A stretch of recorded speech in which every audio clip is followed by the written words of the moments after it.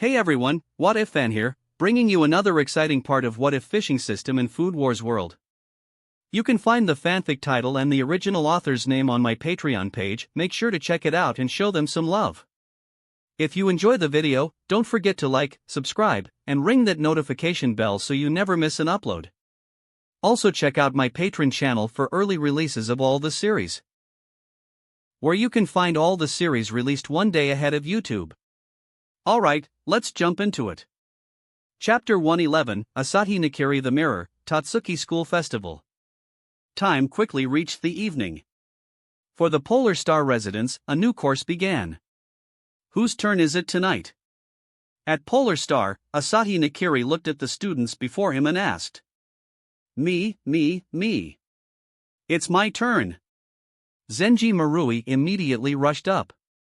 Besides him, there were also Daigo Aoki and his companion. These days, Polar Star held informal shokyujikis every night. Asahi Nakiri would face off against 3 different people each evening. During these duels, Asahi would use his unique ability, Cross Knives, to perfectly replicate his opponent's cooking style. It created this bizarre sensation for them, like battling a mirror image of themselves. Under such circumstances, it was easier to discover one's own shortcomings. Everyone who had tasted the sweetness of this now looked forward most to competing with Asahi. As for Asahi himself, he also used this opportunity to continuously digest these copied things. This was the method Yuki taught him, not to blindly copy others, but to thoroughly master the techniques embedded within them. Although the special ability couldn't be retained forever, those techniques were very useful for his growth. Asahi had taken Yuki's advice to heart.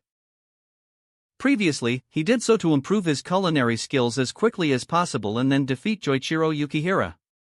But after thinking things through, he was no longer so obsessed with increasing his knife collection. After starting to try and learn the techniques within the knives, Asahi was like he had opened the door to a new world. This feeling of continuous learning and growth made him addicted. The current Asahi Nakiri had also entered an explosive growth period. It looked like he'd genuinely become a first-class chef very soon, and he'd probably hit special class pretty fast after that.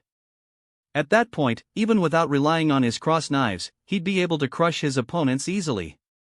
Of course, there was one person in Polar Star who wasn't exactly thrilled with Asahi Nakiri, Alice Nakiri. It wasn't because Asahi had officially joined the Nakiri family ranks or anything. He was, after all, Irina's biological brother, and after joining the Nakiri family, he wouldn't compete for any power. So, that wasn't Alice's issue. Her problem was that Asahi doted on Irina very much.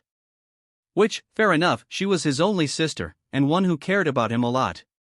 This led to Asahi thinking about his younger sister in every aspect. Even after arriving at Polar Star, he was constantly trying to create opportunities for Irina and Yuki to spend time together. And he often gave Irina special treatment, copying Irina's culinary skills to help her improve rapidly. The current Irina Nakiri had entered a rapid growth period. After all, she had the god's tongue. Previously, sending her to school was to suppress the growth rate of her god's tongue. Although the eventual loss of control of the god's tongue couldn't be avoided, delaying it for some time was still good. But now there was no need to worry about this problem, so Irina could improve her culinary skills without restraint. This made it very difficult for others to catch up to her. Plus, with Asahi's special treatment, her improvement speed was like riding a rocket. Asahi was always engineering alone time for Yuki and Irina. That's why Alice was a bit hostile towards Asahi. As for Asahi, he couldn't care less. Compared to his sister's happiness, other people's animosity meant nothing to him. Although strictly speaking, Alice was also his cousin, this cousin was only in name. By the way, are you guys planning to participate in the school festival? The conversation suddenly shifted. The Tatsuki School Festival was a massive event, a really big deal for the academy, and this year, it would be open to the public. People from outside the school would enter the campus to taste various delicacies. Students participating would naturally also start simulating business operations. If the previous stagiaire was to let students adapt to various environments, then this event was true simulated business operation. This wasn't an easy task for the students. After all, in the original story, many people's stalls were basically losing money at the beginning. This was normal. It wasn't that good culinary skills necessarily meant good business. These elites in the original story perfectly demonstrated this point. Compared to Soma Yukihira, they weren't skilled at it. Even if Tatsuki found people to specifically explain the tricks of this aspect, it was still very difficult in actual operation. This was why many students could only break even in the end and couldn't make a profit. Many didn't control their costs well from the beginning. The food they made might taste amazing and look incredible, but for paying customers, it was a different story. Customers usually preferred food that was delicious and cheap. They weren't looking to spend a fortune on tiny portions of weird, expensive stuff that wouldn't even fill them up. Alice Nakiri got last place in the main avenue area at first. Soma was also last in the central area, but that was because he was affected by Taranori Kuga. Doing business, wanting to make a profit, one needed to consider various costs.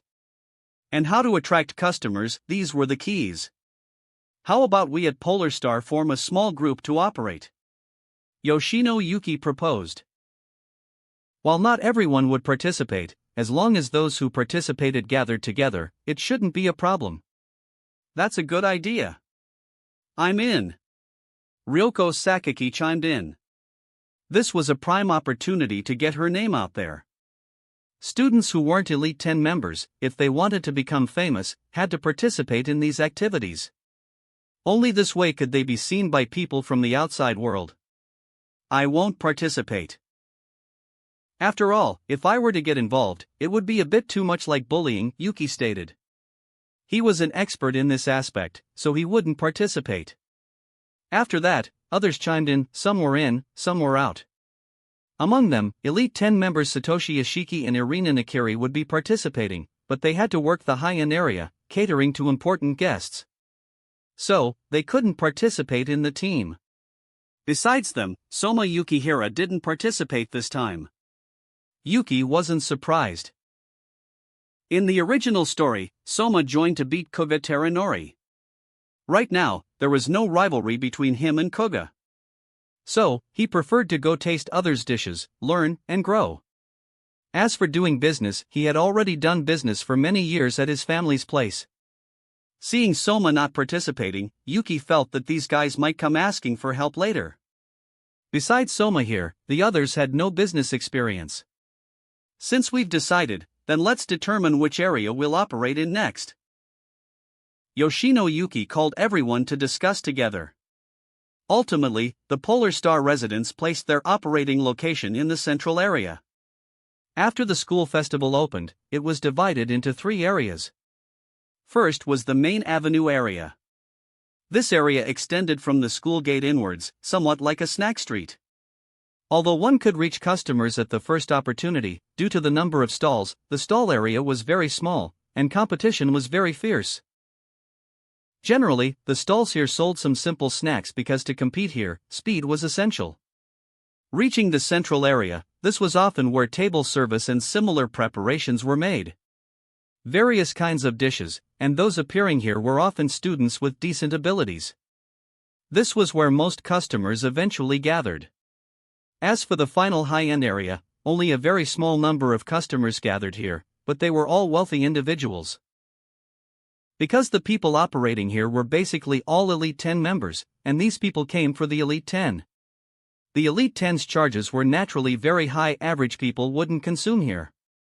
The Polar Star residents naturally couldn't place their location in the high-end area, so they ultimately placed it in the central area. The central area is pretty good. But you guys need to be careful, Kuga-senpai is also in the central area. Your cooking skills might not be weaker than his, but you can't compare to his reputation, Irina Nakiri said. Taranori Kuga, just like in the original story, didn't place his operating area in the high-end area but in the central area, and he found people from the Chukariori RS to help. Originally, the Chukariori RS was going to participate, so they simply joined forces with Kuga. With Kuga leading the charge, at least they didn't have to worry about publicity. I remember now. Last year's first place in the central area was Kuga Senpai, right? At that time, many people in the central area were affected, the results were tragic. Back then, the central area was pretty much Kuga Terenori's one-man show, no one else even had a chance to shine. That's right. That time, Kuga Senpai made a bet with the current first seat of the Elite 10, Eishi Tsukasa Senpai. As long as he got first place in the central area, then Tsukasa Senpai would give Kuga Senpai a chance to challenge him. Irina Nakiri knew the inside story and directly revealed the bet between the two at that time. And then? What was the result? Yoshino Yuki asked somewhat curiously. There was no suspense in such a matter. Kuga lost. The gap between him and Tsukasa Senpai was still too large. But this year they made another bet, so your opponent in the central area will be Kuga. Satoshi Ishiki said with a smile. Kuga was somewhat similar to Soma Yukihira in certain aspects. Even if he lost, and knew the gap between himself and the other party was large, he still wouldn't give up. This year, he started chasing Eishi Tsukasa for a challenge again. Helplessly, Eishi could only offer the same conditions as last year to shut Kuga up. As for whether Kuga would succeed in the end, that wasn't something Eishi needed to consider. Even if Kuga won, he would just compete with him once.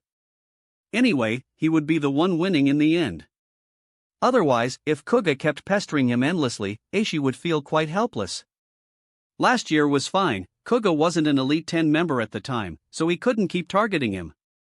But this year was different, Kuga became an Elite 10 member and could find him anytime. Helplessly, Eishi could only agree.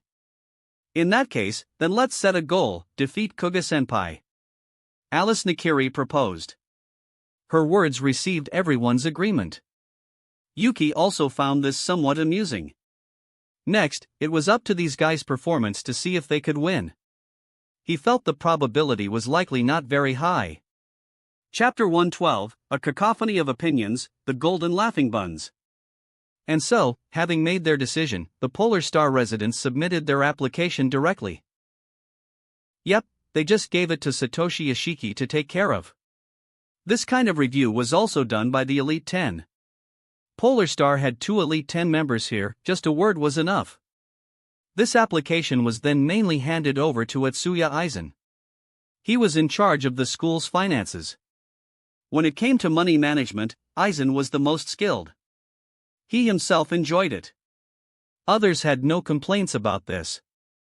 After all, money was inherently difficult to manage. A careless mistake could lead to some accident. Someone volunteering to manage the funds was naturally a good thing for them. So, these projects that required spending money naturally all needed to be submitted to Atsuya Aizen. Polar Star's application was approved instantly. Everyone had considerable expectations for Polar Star. There were too many powerhouses there. But after Polar Star's application was approved, they began to run into difficulties. The operating location. Everyone didn't intend to ask Irina Nakiri or Hisako Arado for help but used leftover materials from Polar Star's past to assemble many things themselves. But after these things were completed, what they should sell next became a problem. Everyone's opinions clashed, something Yuki had seen coming a mile away. In the original story, the Polar Star residents didn't all participate together. And back then, Polar Star didn't have this many powerhouses. Now Alice Nakiri, Ryo Korakiba, and others were all there. Plus, thanks to Yuki's interventions, the Polar Star residents' cooking skills had leaped forward by an insane amount. With so many skilled individuals crammed together, each with different specialties. Everyone had their own ideas. After all, each area had a price cap for what they could sell. So, if they wanted to make money, they had to cut costs. That meant a large-scale banquet-style offering was out of the question. Of the 3 areas, only the high-end area had no price restrictions on its dishes. The central area required prices to be kept between 1,000 and 5,000 yen.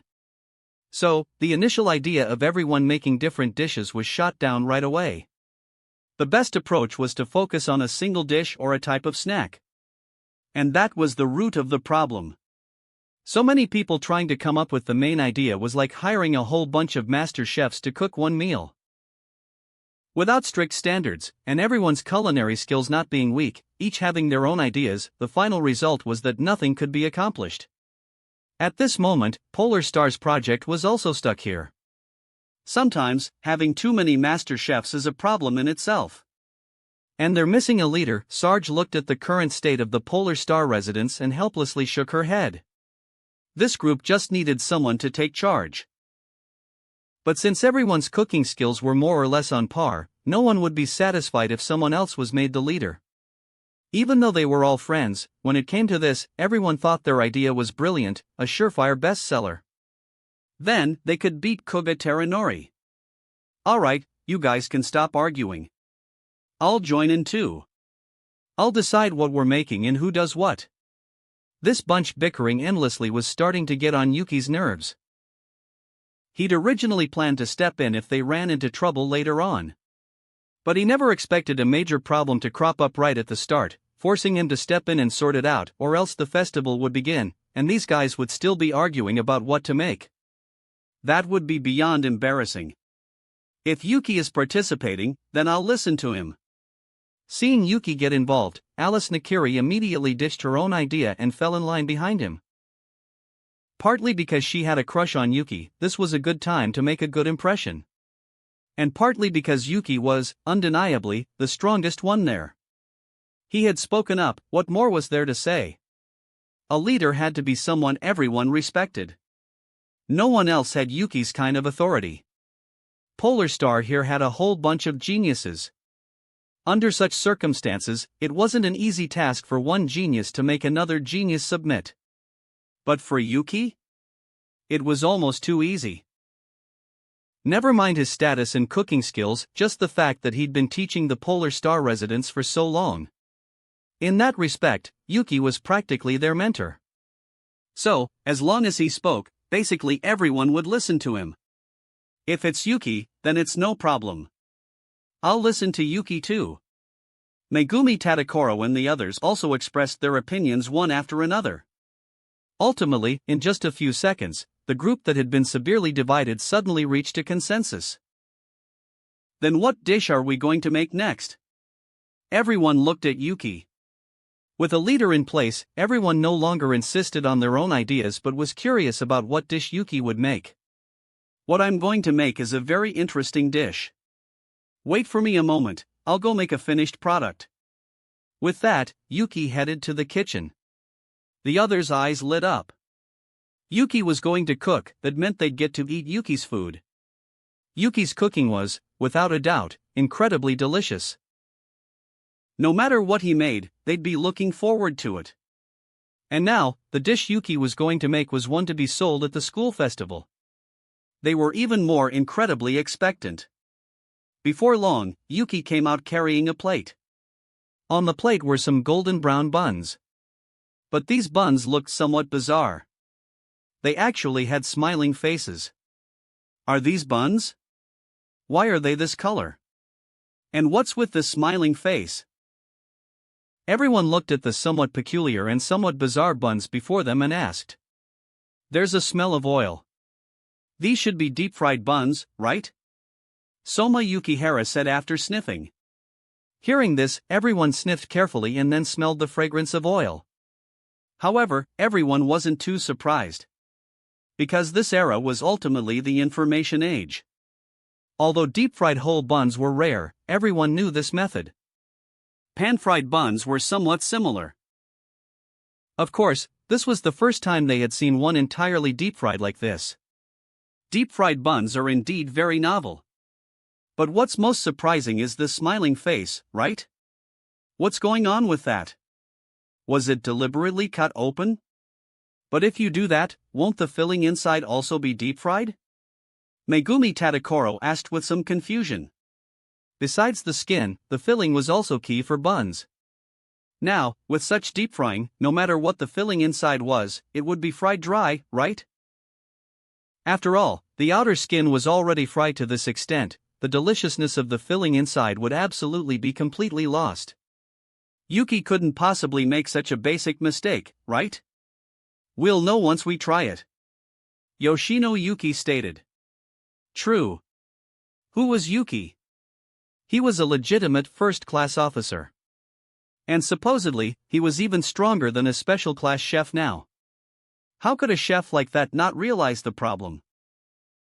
However, just as everyone picked up the buns, as the force of their hands acted on the buns suddenly vibrated and even emitted a silvery, bell-like laughter. In that instant, everyone's face was a mask of disbelief. The next second, a few of the girls even threw the buns back onto the plate. As for the boys, Zenji Marui, who was relatively timid, had the same reaction. However, Soma Yukihira and Ryo Korakiba, who were relatively thick-skinned and bold, held the buns in their hands tightly. Although they were startled, their first thought now was why the buns would laugh. Clearly, this wasn't some supernatural event. So, Yuki must have done something, otherwise, how could buns laugh out loud? From the outside, you can't tell at all how it's laughing.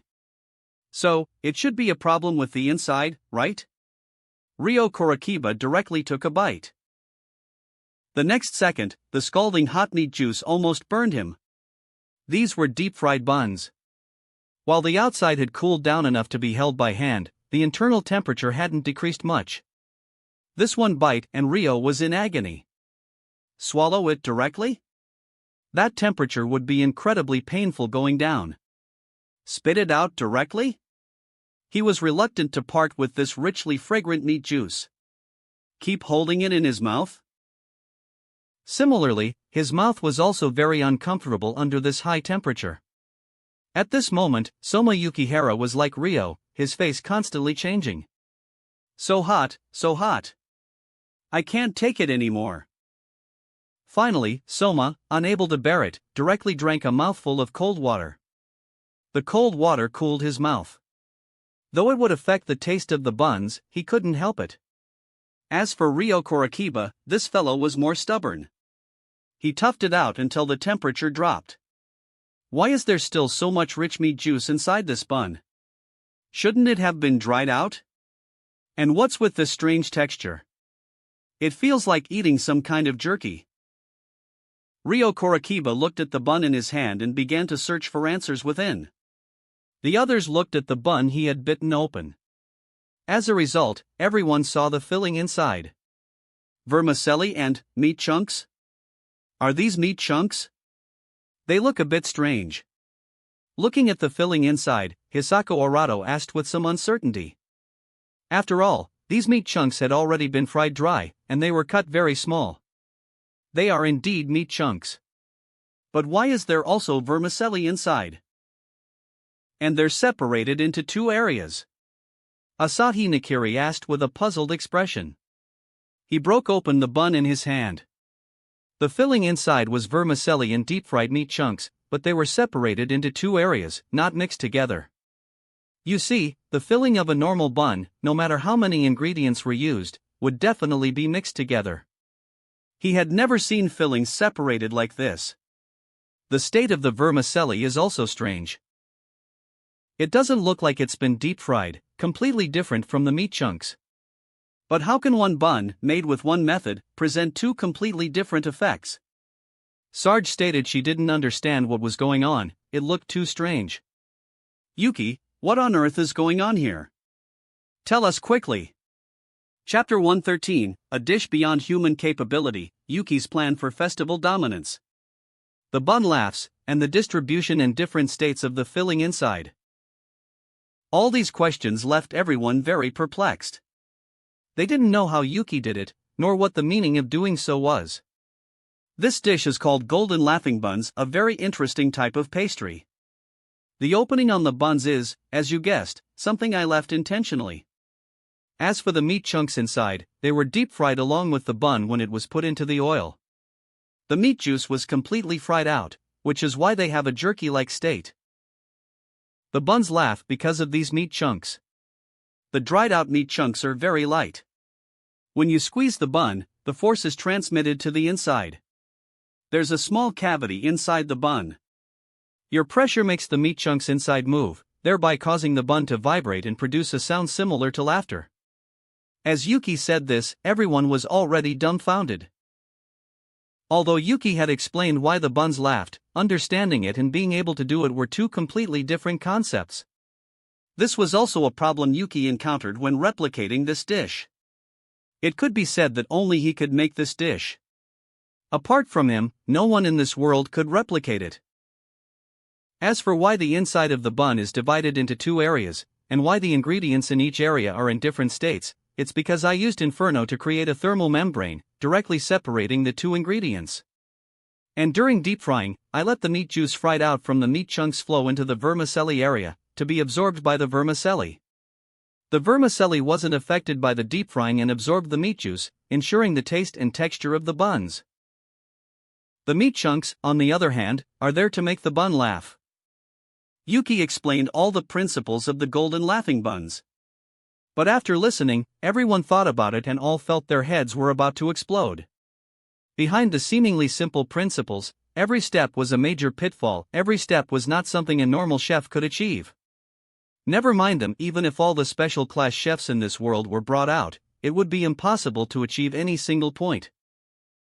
After all, when deep frying, who besides Yuki could control the flow of meat juice? If others made this dish, when deep frying, the meat juice would only merge into the oil. And while the vermicelli was separated into another area, they couldn't create a thermal membrane like Yuki. Without the protection of this thermal membrane, the meat chunks would be fried dry, and the vermicelli would only be fried even drier. Thus, even if they could control the flow of meat juice, they absolutely couldn't achieve such a state for the vermicelli. This dish is so magical. But now there's another problem. If we use these golden laughing buns for the festival, it will definitely attract a lot of customers, but we can't make them. Yoshino Yuki said with some helplessness. That's right. Any single step is arguably beyond what we can do. We'll just be able to watch from the side then. Alice Nakiri nodded. Just thinking about the principles just now made their scalps tingle, let alone trying to operate it themselves. This difficulty was completely beyond their capabilities. I considered this point, the most crucial point of this dish is the deep frying. Anyone other than me wouldn't be able to do it. So, I'll be responsible for the most crucial deep frying part. As for you all, you'll be responsible for the other parts. That shouldn't be a problem, right? Yuki stated. He only needed to be responsible for the most critical step. The other tasks could be handled by others. The other steps for the golden laughing buns were very simple, anyone could do them. So, what were the previous steps? Can we do them? Megumi Tadakoro couldn't help but ask. They still didn't know all the steps for this dish, only the principles of the deep frying part. The most crucial part of the golden laughing buns is the deep frying. You guys can't handle that part, but anyone can do the prep work leading up to it. Saying this, Yuki told everyone the other preparation steps for the golden laughing buns. Are you kidding? The other preparation steps are that easy? You don't even need to let the dough rise? After hearing the entire preparation process, everyone finally understood why Yuki said it was so easy. Even the dough-proofing process was omitted, couldn't anyone do that? Such a straightforward preparation process felt almost unreal, especially considering how unique the final dish was. The most crucial point is the deep frying. The other parts are pretty standard difficulty. You don't need to overthink it. How to divide the labor next is up to you. After Yuki finished speaking, everyone nodded and then began to discuss how to divide the labor. At first glance, it seemed like such a small amount of work didn't require so many people. Thinking about it carefully, there wasn't really a problem. While there were many people, the quantity of dishes they would be making would be large. These laughing buns, so delicious, and made by Yuki, they didn't need to use their brains to know how popular this dish would be once it appeared. So, they even felt that perhaps these people of theirs wouldn't be enough by then. Yuki, on the other hand, didn't need to worry. Even though he'd be handling the final step himself, his efficiency alone was many times higher than all of theirs combined. They were all now prepared for the upcoming very busy period. After everyone finished discussing, they went to make subsequent preparations. Since the dish was confirmed, next was to prepare the ingredients. Leave the ingredient preparation to Alice and me. But now there's another problem: how many ingredients do we need to prepare? Irina Nakiri asked. Isn't it the more ingredients, the better? With Yuki's fame and culinary skills, plus how fun the golden laughing buns are, most of the customers will probably flock to our stall, right? Yoshino Yuki stated. She could already see what their stall's location would become. So that's the key. The students participating in the school festival are just like the students who participated in the breakfast assessment back then. It's just that at that time, they didn't need to consider costs, only needing to reach a certain quantity. But this time, if there's a loss, then students will still be directly expelled. If we prepare a large quantity of ingredients, then other students' customer sources will inevitably be snatched away by us. Alice Nakiri stated. While it was true that other students losing to them was just a matter of skill, with Yuki in the mix, bullying these students like this seemed a bit uncool. Alice Nakiri even suspected that if ingredients were provided without limit like this, never mind whether they could handle it by then, perhaps even those Elite 10 members in the high-end area would suffer losses. Now, basically everyone knew Yuki's situation. A legend like him setting up a stall at the school festival, a chance to eat food made by Yuki himself, what did that even mean? It was almost certain that by then, the high-end area wouldn't have any customers. People would definitely all gather in the central area. That really is a problem. With Yuki's fame and the power of this dish, the other students won't stand a chance. But if we limit the quantity, the customers who miss out will be really unhappy. And if that many people get upset at once. After Megumi Tadakoro finished speaking, the others couldn't help but shiver at the thought of that scene. If they really did that, then the guests who didn't get to buy would probably flip their stall over. This won't work, what should we do? Everyone asked somewhat helplessly. You're overcomplicating the problem. There's no need for this at all. You just need to tweak the rules a bit. For example, tell the guests from the beginning that you'll only be open for business during a certain time period. Then arrange for a few more security personnel. Before the time is up, disperse the queuing crowd in advance. Then the problem will naturally be solved. Asahi Nakiri said, somewhat amused. Students were ultimately students, completely different from someone like him who had roamed outside for many years. With the Nakiri family's resources, preparing a bit more security power was easy. That's right. We can do it like that. Everyone's eyes lit up after hearing this. Indeed, giving the guests a heads up in advance. Although some people would definitely still cause trouble out of frustration then, as long as sufficient security power was prepared to ensure safety, it would be fine. These people were here to eat. With this security power protecting them, they wouldn't dare to say much more. Just like that, everyone finalized the idea. Alice Nakiri and Irina Nakiri were responsible for preparing the ingredients. After all, the entire Tatsuki ingredient warehouse was open to them, so they were the best choice for this task. Chapter 114, The School Festival Kicks Off, Mana Nakiri returns. On the day the school festival began, Irina Nakiri and Satoshi Ishiki had already gone to the high-end area. As Elite 10 members, they had to guard the high-end area. In the original story, Irina would always keep one table empty. This table wouldn't be reserved for anyone, it wouldn't matter who came. This was prepared for Joichiro Yukihara. After all, Joichiro had always been Irina's idol. So, she prepared a table for her idol. But unfortunately, Joichiro was busy running around everywhere. For Joichiro, Tatsuki, apart from Polar Star, wasn't a very pleasant place. He had been targeted by a large group of people back then. He himself felt it was meaningless and ultimately chose to drop out.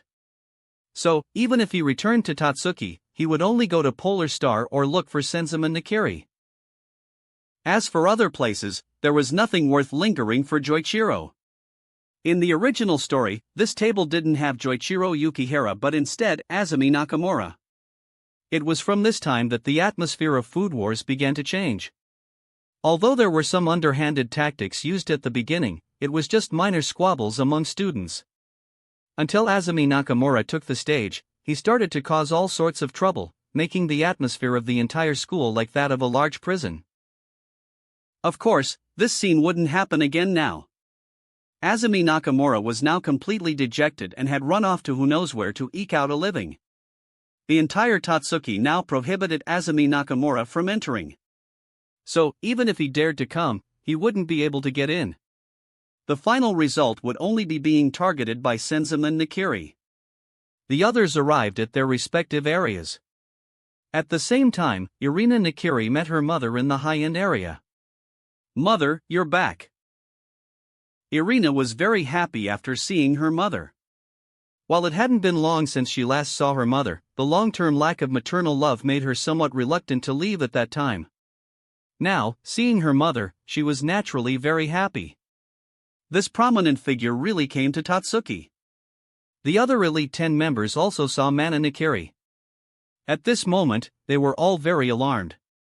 Mana's status was above Yuki's, WGO's sole special class officer. This was the leading organization in the culinary world, so it was impossible for them not to be nervous. Especially Eishi Tsukasa and the others. Keep in mind, they had initially played at Rebellion. And this matter, in a way, had something to do with Mana Nakiri. The one who united them to play at Rebellion was Mana's husband. Although their relationship had now been severed, and the director didn't intend to settle scores afterwards, seeing Mana, they would still be nervous. This was a sign of a guilty conscience. However, their guilt was superfluous. At this moment, Mana Nakiri's eyes only had her daughter. The Totsuki Elite 10's rebellion was like a small ripple in life for her. If not for this matter involving Azumi Nakamura, she wouldn't even pay attention to it. Since her father didn't intend to settle scores with these Elite 10 members, she naturally wouldn't say much more. Actually, if she were to handle this matter, not a single one of these students would be able to stay at Totsuki. She was WGO's sole special class officer. Her style of doing things was quite domineering. What she hated most was people who betrayed her. So, Eishi Tsukasa and the others should be glad that the person serving as director wasn't Mana Nakiri. Otherwise, they would now be outside opening their own shops or looking for restaurant jobs. "Irina, let me taste your cooking." "I didn't have a chance before, but now I do," Mana Nakiri said with a smile. Previously, though mother and daughter had already reconciled, there was still a problem: she still couldn't eat the dishes Irina made. While Irina's culinary skills were good, at that time, she could only stomach dishes made by Yuki no one else would do. Now, with Polar Star Chicken and Polar Star Duck, she could taste what her own daughter's cooking actually tasted like. Hearing this, Irina Nakiri quickly nodded, indicating she would use 120% of her culinary skills. "Irina, is it okay if we two join?" At this moment, So Nakiri and Leonora Nakiri arrived. With such a group of prominent figures gathered here, even the Elite 10 felt very uncomfortable. "You still have work to do next. Go do what you need to do." Senzama Nakiri noticed the Elite 10's state at this moment. His one sentence made the Elite 10 breathe a sigh of relief. After greeting them, they quickly left one by one. "Father, you shouldn't have let them stay. Since they've already rebelled, just kicking them out would have been fine. Although they have some talent, Totsuki doesn't lack such people now," Mana Nakiri said.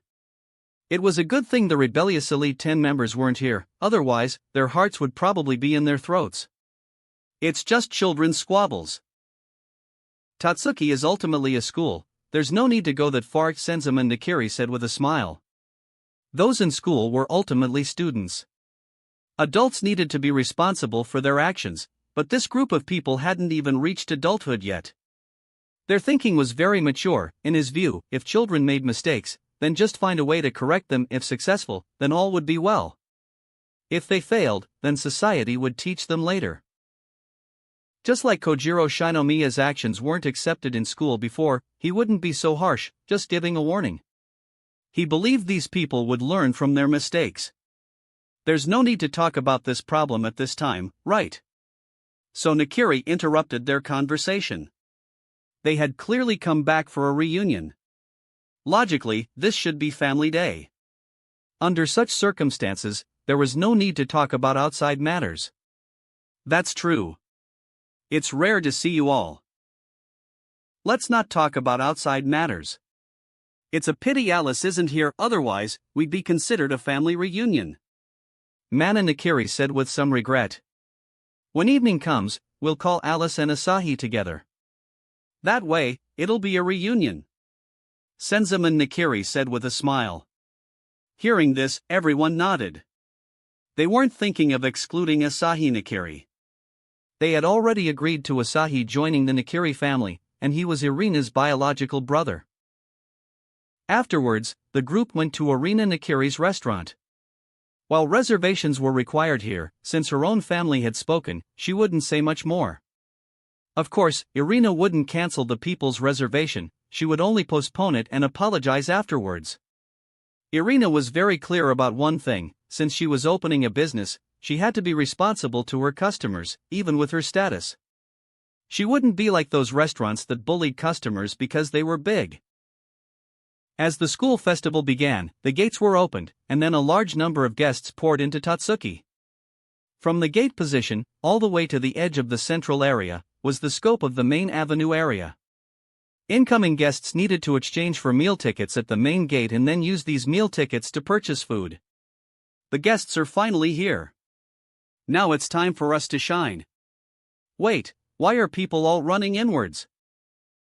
The students, full of fighting spirit, were just about to welcome the patronage of the guests. But the next second, a large number of guests directly walked forward, without stopping at all. Only a very few one or two guests would stop if they saw food they were interested in. Boss, you should at least pay attention to the event handbook. The event handbook has the location and specific information of all the dishes we're selling. In the central area, Yuki-sama's shop is there, and more than half of the Polar Star people have gathered there. These guests are all heading for them. We can only wait until the afternoon. A subordinate said. The event handbook clearly stated Yuki's specific situation and even marked the operating hours, even in bold red and enlarged font, for fear that others would miss it. Thank goodness, thank goodness. Yuki-sama and the others aren't open all day, otherwise, we'd be totally screwed. Seeing the handbook indicating that Yuki and the others' stall would only operate for half a day, this student also breathed a sigh of relief. Afterwards, he directly stuffed the handbook into his pocket, then took off his chef's uniform and intended to leave. Boss, where are you planning to go? Seeing their boss intending to leave, this operation left the others somewhat baffled. Obviously, I'm going to the central area to check it out. Everyone's heading to the central area anyway. Our business here will only pick up in the afternoon. With that, this student disappeared in a flash. He wasn't the only one with this idea. In fact, many stalls were already empty because they knew they wouldn't be getting any business. That being the case, they might as well take advantage of the fact that students could enter the venue early, directly abandon their own stalls, and go queue up at Yuki's place. As a result, many stalls were now deserted. The students had collectively decided to slack off. The guests outside probably couldn't imagine, even if they racked their brains, that besides competing with other guests, they would need to compete with a group of students. What do we do now? Watching many students leave here, the staff members patrolling the area were somewhat dumbfounded. Besides maintaining order here, they were observing the students' operations. They needed to prevent any students from cheating. After all, in this kind of situation, cheating was still possible, which was why they were keeping an eye on things. But now, the students weren't cheating, but they weren't even manning their own stalls. Report it tonight. The guidelines we received don't have a rule prohibiting students from leaving. The staff members were quite helpless. They didn't know how to handle the subsequent matters. This was normal. In previous school festivals, students wished they could stay at their stalls all day and night selling their dishes. This way, they could shine brightly and showcase their culinary skills to others. Almost no one would casually leave their position. However, Yuki's existence was like a rule breaker. Any various activity projects he participated in would definitely undergo some changes in the end, leaving people utterly speechless to the extreme. Chapter 115. The Golden Laughing Buns Impact, Students Slack Off. In the central area, in front of Polar Star's stall, a large crowd had already gathered. Under the arrangement of the security personnel in the vicinity, they had voluntarily formed a line. Didn't the school festival just start? How did so many people get here all of a sudden? The Polar Star residents were a bit baffled. Could those guests teleport or something? They had gathered here just as it started. It's not those guests. It's the students from nearby participating in the school festival. These guys are seriously insane. Zenji Marui couldn't help but complain. Well, it's dishes made by Yuki.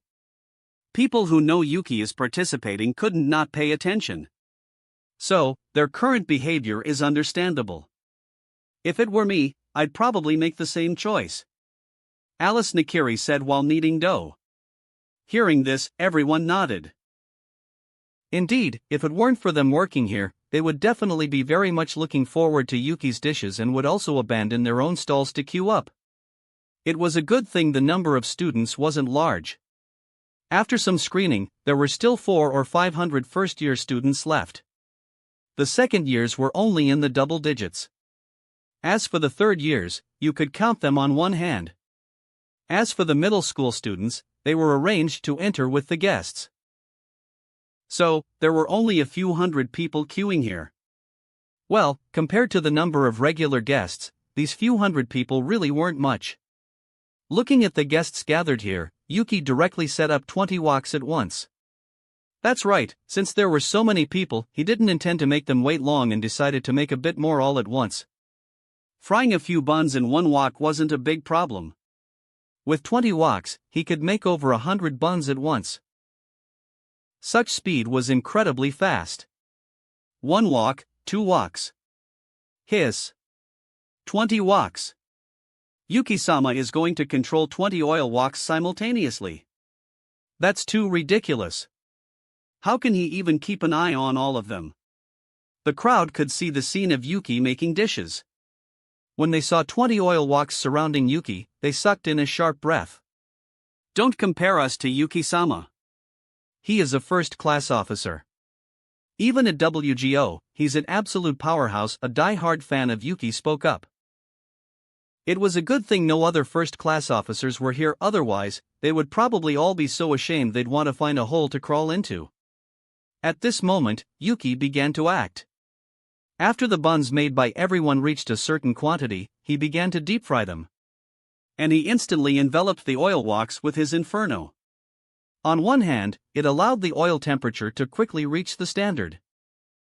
On the other hand, it facilitated the creation of a thermal membrane during deep frying to protect the vermicelli from being fried dry. Every time inferno was used, it was basically a grand display. A large amount of flames enveloped the oil woks. It was as if 20 huge fireballs had appeared in front of Yuki. This scene left the queuing students and arriving guests dumbfounded. No matter how many times I see it, this special ability is too overpowered. How can such a special ability even exist in this world?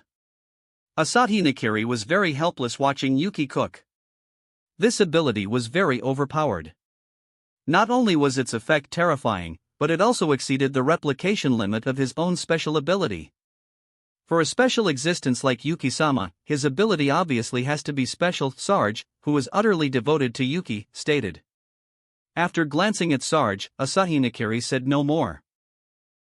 Whenever Yuki was discussed, Sarge always had the expression of a little fangirl. So, it was better not to say anything now, just watch quietly. Soon, the first wave of buns was out of the wok. The students at the front of the line were quite excited, they could finally eat dishes made by Yuki. While the shape of these buns was very peculiar, and they were deep-fried, they had never seen such buns before, it didn't stop them from tasting them. But the moment they picked up the buns actually started to laugh. The silvery laughter left everyone holding the buns with expressions of terror mixed with bafflement.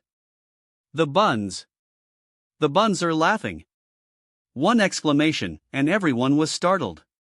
But they quickly realized that the buns laughing wasn't because of some supernatural event, but because there was something wrong with these buns. So, after the guests recovered their senses, they began to buy and taste the buns. Daigo Aoki and Shoji Sato, whose culinary skills were the worst, were arranged to be responsible for sales. Although this job didn't require much effort, dealing with people wasn't easy either. Fortunately, the queue here was orderly, without any chaotic rushing. Otherwise, they probably would have fled in panic. One by one, the buns were sold.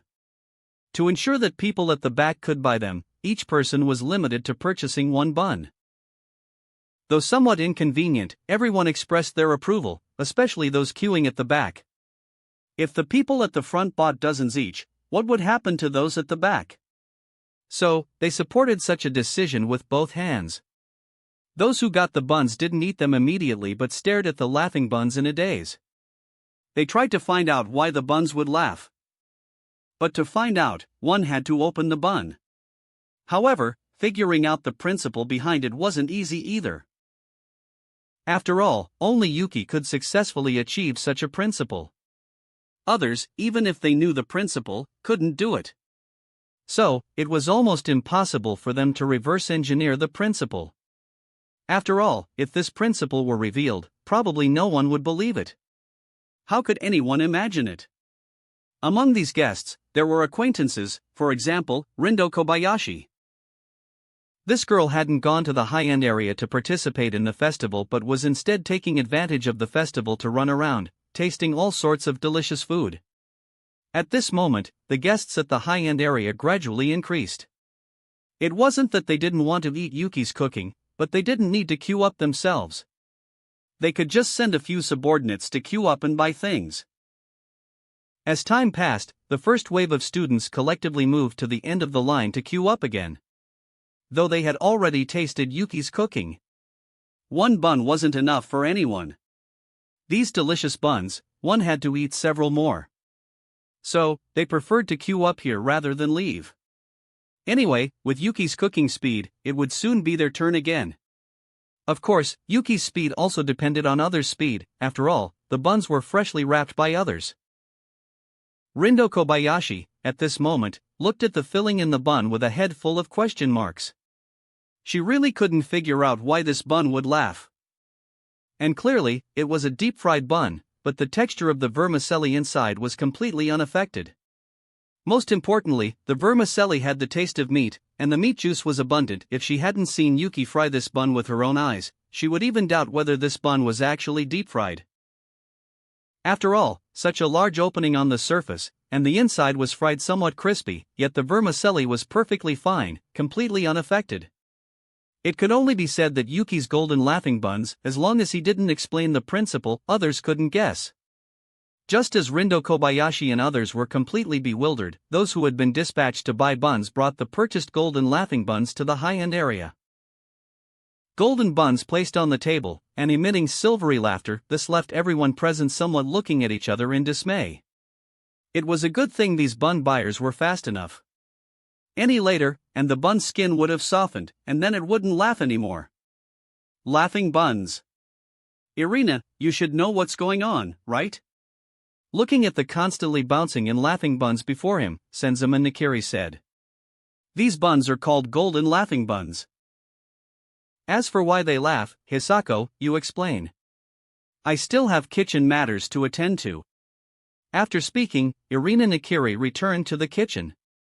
Hearing her young lady speak, Hisako Orato quickly told everyone the principle Yuki had told them. Are you sure you're not making up a story?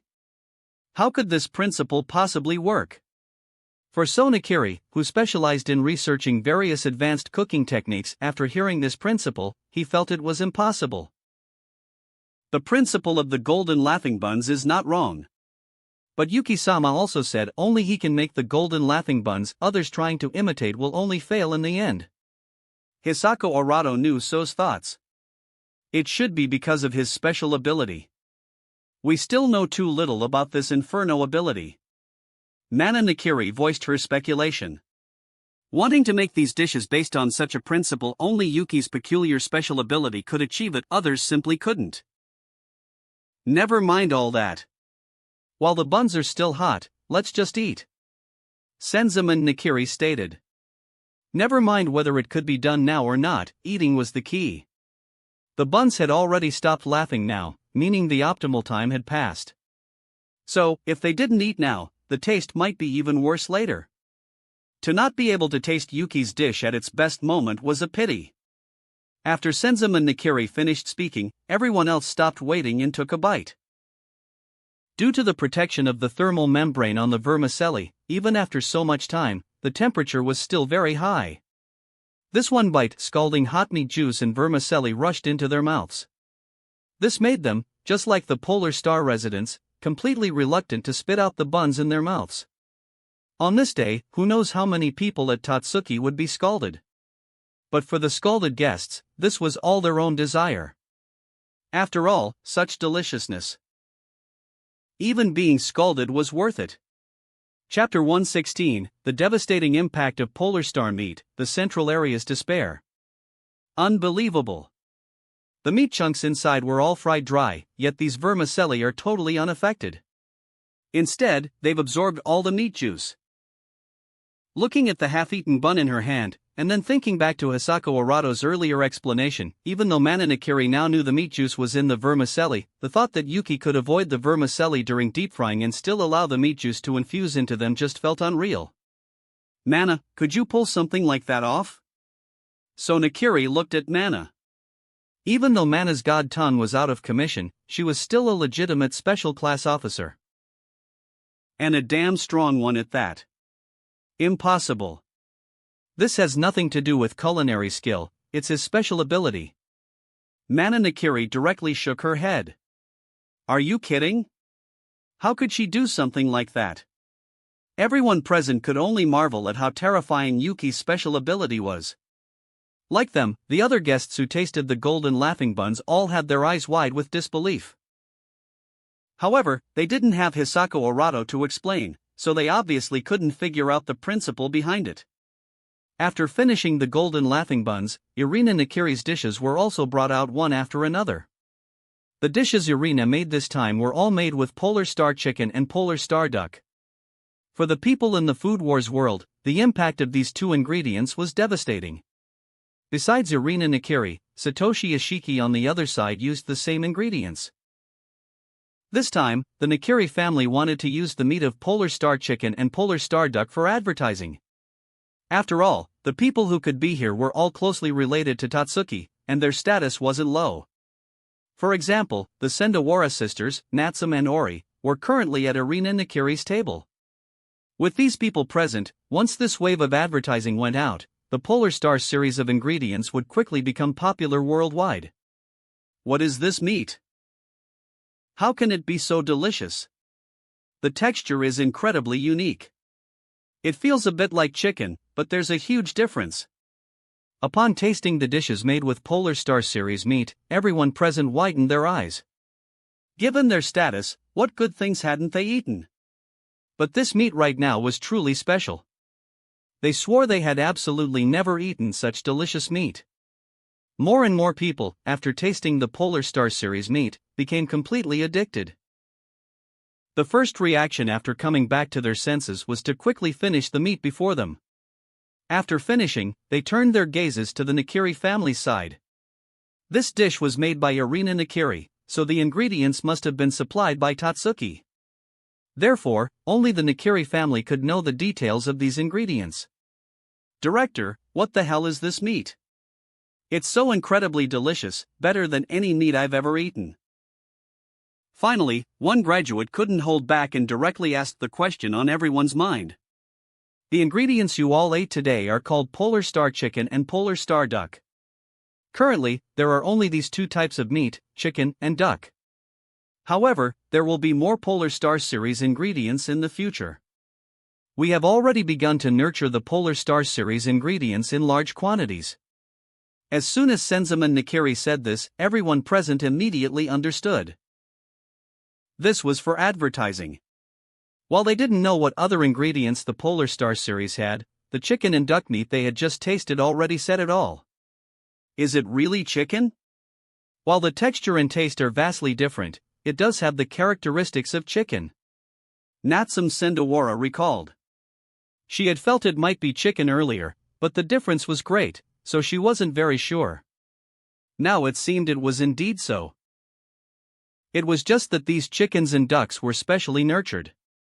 Director, stop keeping us in suspense. Jin Dojima said with a smile, looking at the group of people around who were extremely eager to know how to obtain these ingredients. Yeah. Director, hurry up and tell us how to get these ingredients. That's right. These delicious ingredients, missing even one meal of it feels like a regret. Hearing Jin Dojima's words, everyone chimed in with questions. Seeing this, Senzim and Nakiri nodded at Dojima. Dojima had worked under him for so many years, one sentence, and he had whipped up the atmosphere. Regarding the Polar Star series ingredients, we will hold a meeting later to explain the situation. Besides my Nakiri family, WGO will be responsible for the Polar Star series ingredients. Senzim and Nakiri's one sentence directly extinguished any ulterior motives anyone present might have had. Everyone understood that Senzim and Nakiri had said this deliberately. Looking at Mana Nakiri beside him, who would have any ulterior motives? If it were just the Nakiri family, they might still be able to think of something. After all, they had already tasted the deliciousness of these ingredients. Such ingredients, if released internationally, would cause a huge sensation. At that time, various major powers would enter the fray. The Nakiri family alone simply couldn't swallow this large cake. But now, Senzim and Nakiri had directly brought out WGO. With that, there was no problem. Though those powers were vast, compared to WGO, the leading organization in the culinary world, there was still no comparison. WGO's scale was large enough to swallow this cake. Mana Nakiri, as WGO's sole special class officer helping out the Nakiri family, was a very normal thing. After Senzim and Nakiri finished speaking, everyone else said no more. With Mana Nakiri stepping forward, this matter was already set in stone. So now, instead of thinking about useless things, it was better to eat a few more mouthfuls. Meanwhile, Satoshi Ishiki encountered the same problem. However, his rhetoric was quite simple. He directly said these were ingredients provided by Tatsuki, and he didn't know the details. Under such circumstances, others wouldn't say much more. Just like that, news about the Polar Star series ingredients began to spread like wildfire in the culinary world. For those who hadn't tasted the Polar Star series ingredients, they felt these guys were somewhat exaggerating. However, since WGO was backing it, it meant these ingredients weren't normal. While they might not be as exaggerated as rumored, they were definitely very good ingredients. WGO's reputation wouldn't be staked on faking ingredients. In the evening, the first day of business ended. As early as noon, Polar Star's side had already stopped operating. They had to leave a way for other students to survive. So, in the afternoon, the Polar Star residents were feasting at various different stalls. Yuki went to check on the Chukariori RS. After all, he was the leader of the Chukariori RS. At this moment, although Teranori Kuga was leading the Chukariori RS, and his own cooking style hadn't changed, the changes in others were significant. No longer uniform attire, no longer uniform dishes. They had prepared an entire set meal. Every dish in it was selected through voting. One could order this single item, or directly order the set meal. Yuki found it very good after tasting it. Not bad, everyone has improved a lot. Continue in this direction, Yuki said with a smile. As soon as these words were out, the entire place erupted in cheers. Obtaining Yuki's acknowledgement meant the path they chose was correct. This point was very crucial. Yuki was now a bona fide first-class officer. His words carried considerable weight. After obtaining Yuki's acknowledgement, the members of the Chukariori RS worked even harder. In the morning, when Yuki and his group were in the central area, the Chukariori RS basically had few customers. But the afternoon was different. Teranori Kuga was the only Elite 10 member operating in the central area. Without Yuki, he was a golden signboard. What's more, everyone's culinary skills had improved considerably now. The Chukariori RS dishes were much stronger than in the original story. So, customers came in an endless stream. Most importantly, the Chukariori RS territory was large, and they had many people, so they could accommodate many customers. While their efficiency couldn't compare to Yuki, who could make over 100 golden laughing buns at once, compared to other students, they were very fast. This left the other students in the central area utterly speechless. If they had known earlier, they would have chosen to go to the main avenue area. This central area was simply a death zone. In the morning, Yuki and their Polar Star group monopolized almost all the customers. In the afternoon, the Chukariori RS started to exert its strength again. Although the Chukariori RS couldn't compare to Yuki and his group, they were much stronger than them. So, the students in the central area were feeling incredibly miserable at this moment. However, this was entirely due to their skills being inferior. The others hadn't cheated or anything, so they had nothing to say. Time quickly reached the evening. They began to calculate today's turnover and ranked them. In the original story, Alice Nakiri, Akira Hayama, and others ranked last in the main avenue area. Soma Yukihara ranked last in the central area, almost angering Irina Nakiri to death. After all, these few people who ranked last were the top few in the autumn elections. First place Akira Hayama, tied with him Ryo Korakiba and Soma Yukihara, and Alice Nakiri and Megumi Tadakoro, who were also in the top 8. These were Elite 10 candidates. Yet these few Elite 10 candidates directly took last place in 2 areas. Chapter 117, The Nakiri Family Dinner, Golden Salmon Row. Inviting me to a dinner party? This should be your family dinner, right?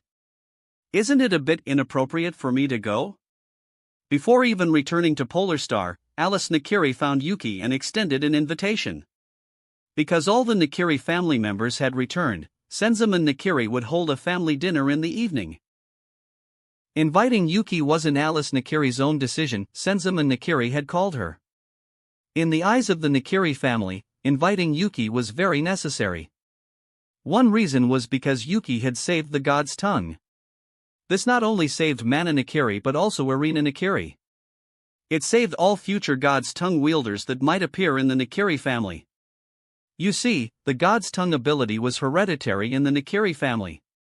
Though it didn't appear in every generation, the probability wasn't low.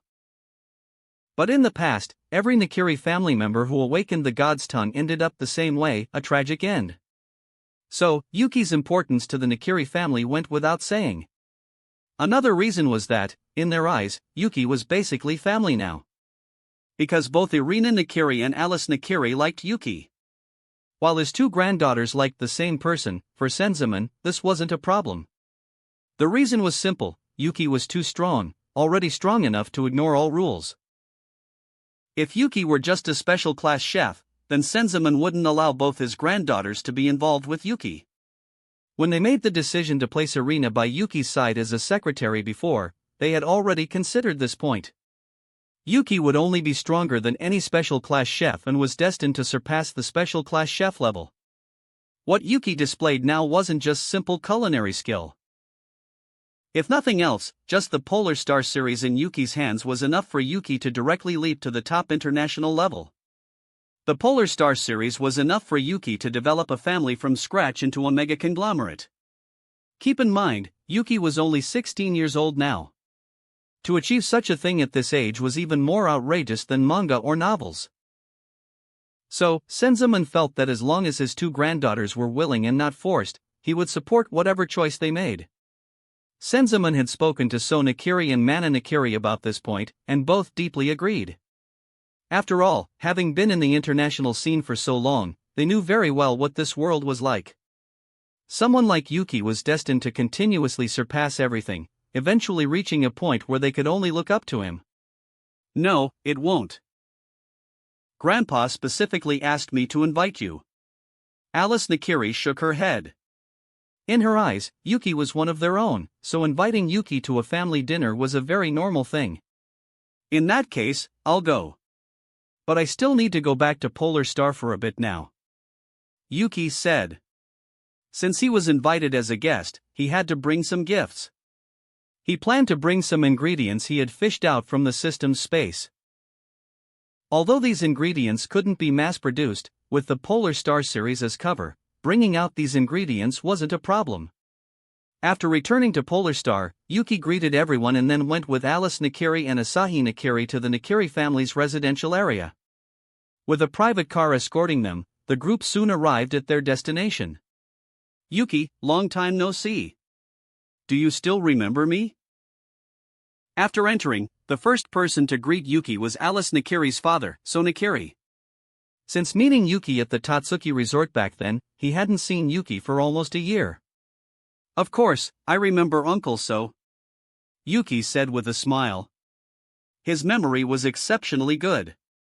Never mind someone he hadn't seen for nearly a year. With his current memory, even if it were decades or hundreds of years, it wouldn't be a problem.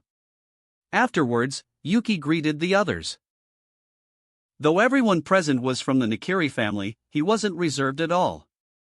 If anyone was reserved, it was someone else. That person was Asahi Nakiri. Besides Irina Nakiri, the others had no relation to him. Now, attending such a family dinner, it would be a lie to say he wasn't nervous at all. For Asahi Nakiri, kinship was his soft spot. If he were to compete with others, even if he encountered a special class chef, he wouldn't be timid or reserved. But the current situation was completely different. "Asahi, while you're not very familiar with the people here, we are all family now. You'll gradually get to know everyone's personality as time goes on."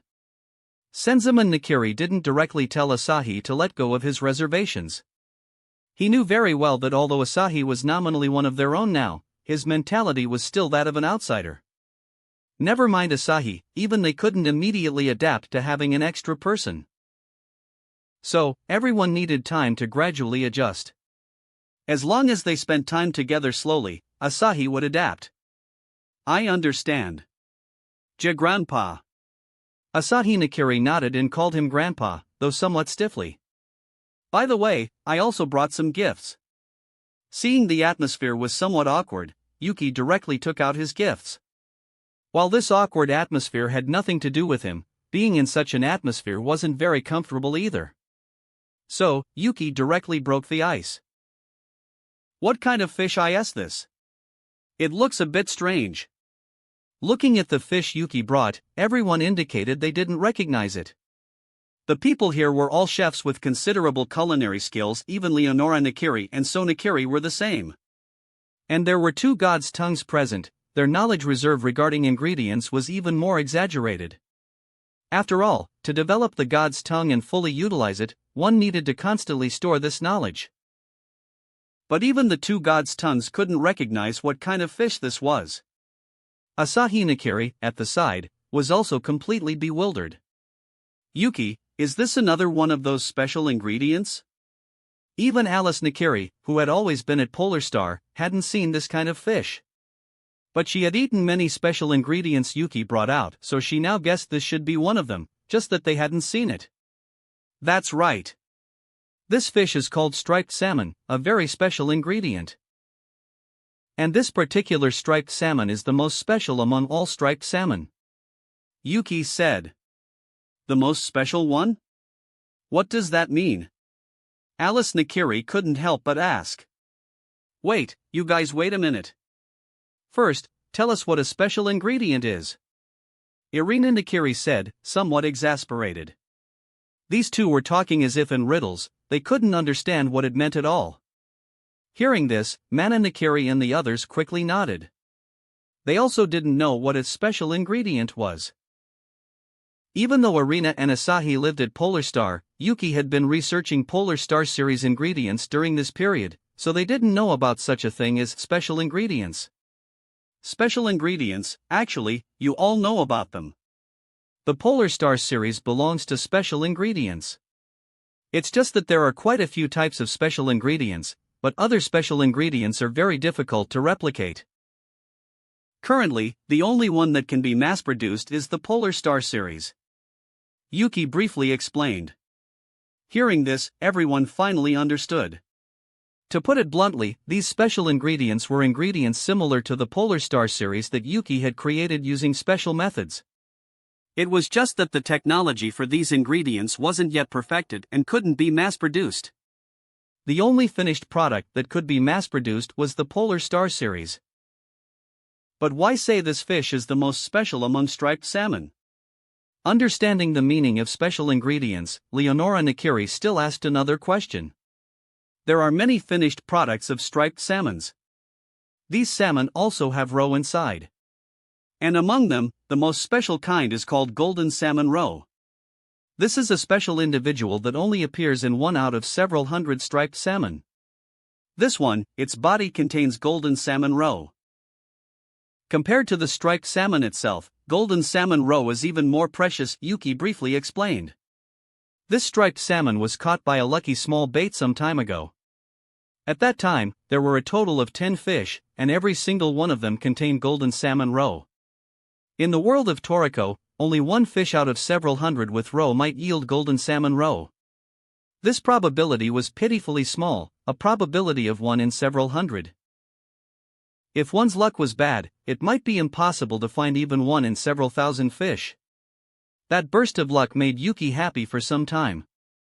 This was why Yuki was willing to take out such a striped salmon. If there were only 1, he wouldn't have taken it out.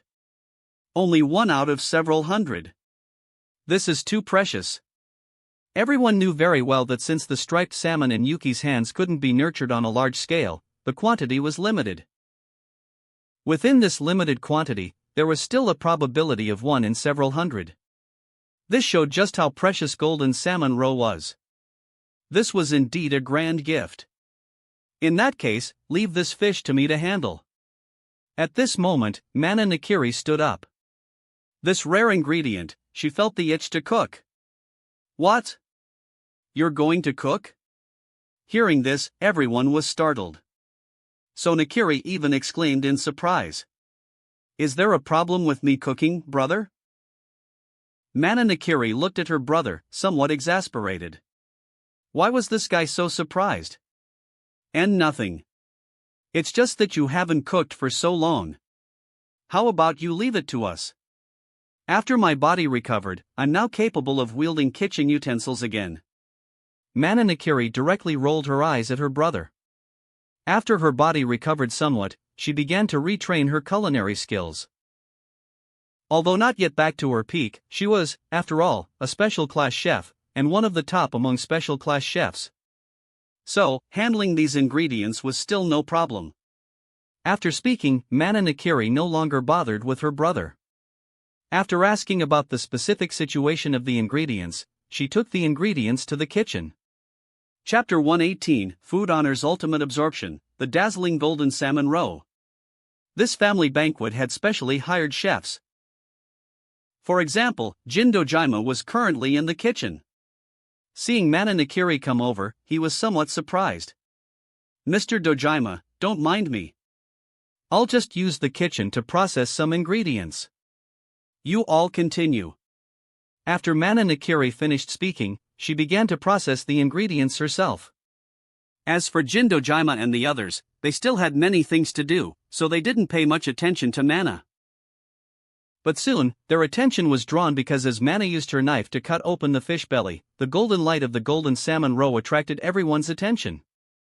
Though the light of golden salmon roe couldn't compare to ingredients like jewel meat, it was still very dazzling. Truly an ingredient like a work of art. Golden salmon roe, that name is too fitting. Looking at the golden salmon roe before her, Mana Nakiri still felt it was somewhat a pity.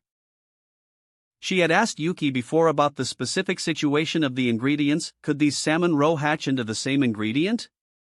The final answer was no, a second batch of golden salmon roe couldn't be obtained. Even if nurtured, the probability remained unchanged. So, the best way to handle golden salmon roe was to eat it, to taste the deliciousness of this ingredient. Looking at the roe emitting golden light, although full of questions, Jin Dojima had no intention of asking much. This person before him was Mana Nakiri, not Senzaman Nakiri. He was very familiar with Senzaman and could ask these questions. But he didn't have much interaction with Mana. Mana's status and position were clear, he wouldn't casually ask. While Jin Dojima's status and position weren't low, and his culinary skills were at the first-class chef level, no matter which aspect, compared to Mana, he was far behind. Never mind comparing to Mana. Even compared to those first-class officers, there was no comparability. Obtaining the status of a first-class officer wasn't an easy task.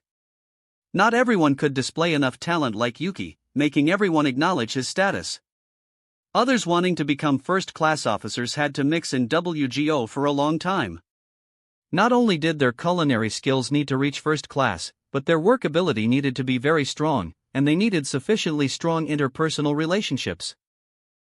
Since it was an impromptu dish, Mana Nakiri made these golden salmon roe into sushi rolls. As for the striped salmon, it was made into sashimi. As expected of an ingredient called a special ingredient, its quality is even higher than the previous Polar Star series ingredients. As Mana Nakiri began to process the striped salmon, the quality of this salmon once again greatly surprised her. Undoubtedly, this was an ingredient a tier higher than the Polar Star series. She now understood why such ingredients couldn't be mass-produced. Such high-quality ingredients were rarer, wanting to mass-produce them was somewhat wishful thinking. Even Yuki himself knew this. Even though he could fish out various drug formulas from the system, it didn't mean he could create even better ingredients in the Food Wars world. The reason ingredients from the world of Toriko could have such quality was because the Blue Nitro had been continuously cooking the earth with gourmet cells, thereby making the earth incredibly delicious, and the ingredients formed from the emitted deliciousness were more delicious. Even if IGO had even better formulas, many raw materials didn't exist in this world. He didn't have gourmet cells, let alone use gourmet cells to cook the earth of the Food Wars world. After all, the time Blue Nitro spent cooking planets was measured in billions of years. For the Nitro race, the concept of time didn't exist. But for humans, such a length of time was undoubtedly an astronomical figure. With surprise, Mana Nakiri completed her dish. She just simply cooked it, without using any complex methods. After finishing, Mana brought the prepared ingredients to the dining room.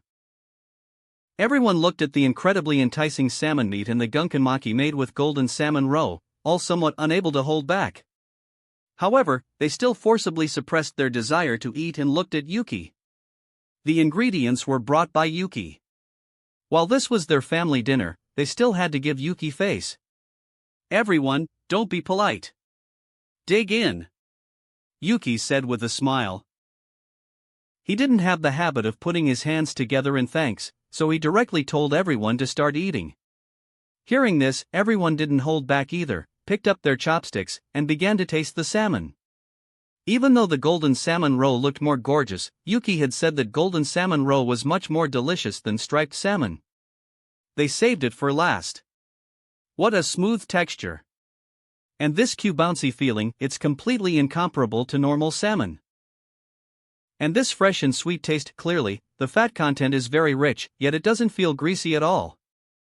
Everyone praised the striped salmon endlessly after taking a bite. They had never eaten such salmon before. They absolutely couldn't stop now. Watching everyone so eager, Yuki found it somewhat amusing. The people here simply couldn't finish all this fish meat. Keep in mind, a striped salmon weighed 30 to 40 kilograms. This weight. Even after removing the fish bones and internal organs, it was impossible for everyone present to finish it. Of course, this was without counting Yuki. If Yuki were included, then it would be different. While Yuki didn't have gourmet cells yet, his appetite was completely different from others. Watching everyone eat a lot of striped salmon, Yuki stopped them. There was still golden salmon roe gunkanmaki to eat next. If they got stuffed now, they could only watch others eat. With Yuki's reminder, everyone finally turned their attention to the golden salmon roe gunkanmaki.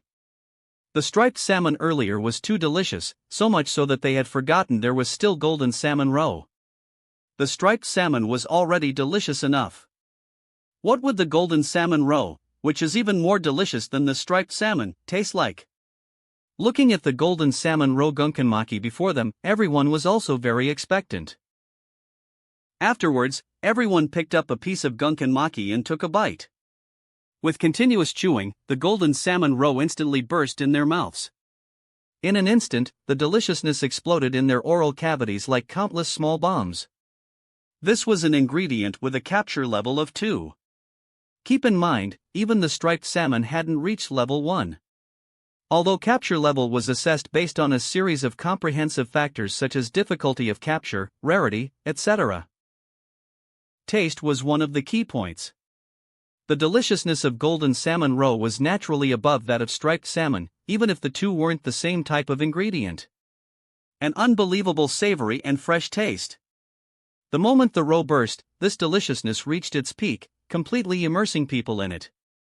Everyone was captivated by the deliciousness of the golden salmon roe. The only regret is that the other ingredients in the gunkan-maki are too far apart in quality from the golden salmon roe. So much so that these ingredients not only didn't play a supporting role but actually dragged it down. Nana Nakiri frowned. She found that the other ingredients in the gunkan-maki didn't match the golden salmon roe at all. This wasn't a mismatch in type, but purely a disparity in quality. Originally, combining multiple ingredients in a dish was to allow flavors to fuse, thereby making the dish taste better. But now, the other ingredients became a burden. Eating the golden salmon roe alone would taste better than the gunkan-maki. Sure enough, after Nana Nakiri finished speaking, the others discarded the gunkan-maki and ate the roe on top separately. This was the power of golden salmon roe. While ingredients of this level weren't much in the world of Toriko, in the world of Food Wars, where those ingredients didn't exist, golden salmon roe was completely in a league of its own. Soon, everyone finished off the golden salmon roe. There was still quite a bit left. After all, one portion of golden salmon roe was about 5 kilograms. Nana Nakiri couldn't use all of this quantity, quite a bit was left and placed in the kitchen. She wasn't worried about anyone secretly eating the golden salmon roe.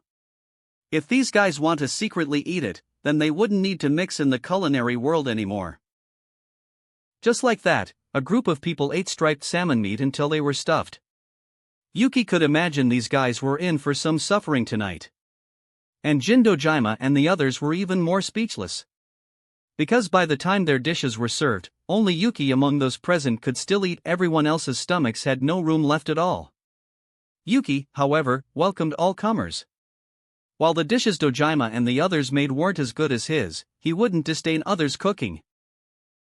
On the contrary, many of these dishes were ones he hadn't encountered before. The dishes Dojima and the others made were quite good. And many of these dishes used Polar Star chicken and Polar Star duck.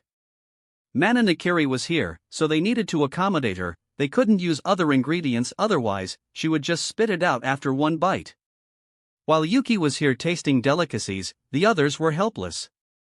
They were already stuffed, now even drinking water was difficult. So, even though watching Yuki eat heartily whetted their appetites again, they still couldn't eat anymore. Ultimately, this entire table of dishes was swept clean by Yuki.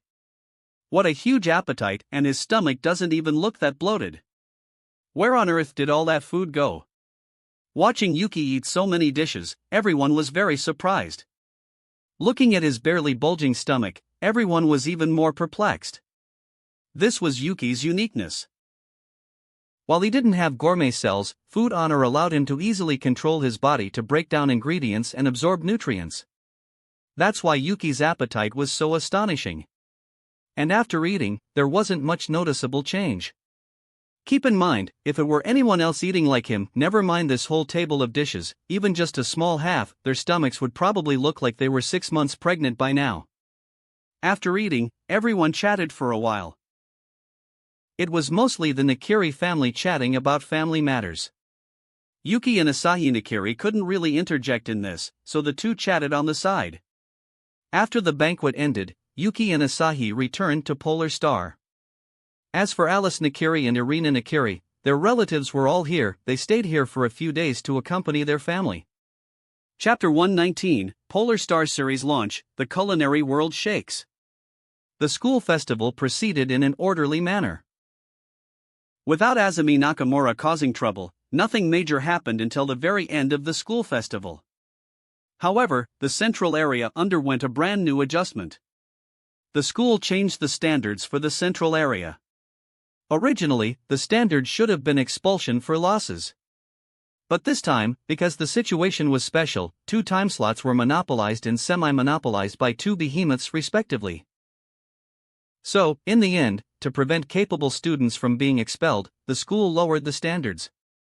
Not making a loss was changed to, as long as the amount of loss didn't reach a certain level, one could pass. This made the students in the central area breathe a sigh of relief. They would probably never forget this school festival for the rest of their lives, the fear of being dominated by Polar Star and the Chukariori RS. The school festival ended smoothly. Yuki's Golden Laughing Buns directly took first place on the Most Magical Dish ranking. This was created by some student who was bored. Besides this, there were various other rankings. But the first place on the Most Magical Dish ranking was Yuki's Golden Laughing Buns because they didn't know how on earth it was made. At that time, some people had paid attention to Yuki and the others' operations.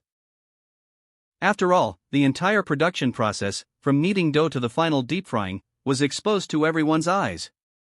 Everyone knew what the filling inside the buns was. So, many people thought it was quite simple and wanted to replicate this dish. However, the final result, without exception, was all failure. Their failed products couldn't laugh, and the filling inside was fried dry, tasting like eating a piece of rice crust, and flavorless at that. Clearly, the steps were all the same.